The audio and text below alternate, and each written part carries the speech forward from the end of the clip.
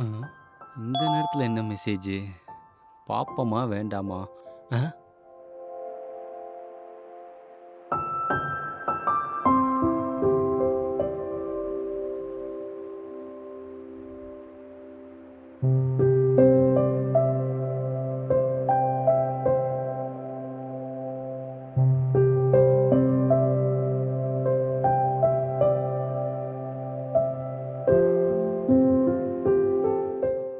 என்ன ரொம்ப சீரியஸா மொபைல் பார்த்துட்டு இருக்கா?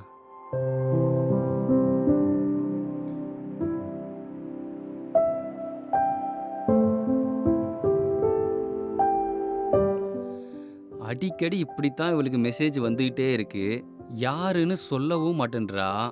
ஃபோன எடுத்து யாருன்னு பார்க்கலான்னு பார்த்தா, ஃபோன தொடவே விட மாட்டேன்றா. யாருன்னு எப்படி கண்டுபிடிக்கிறது?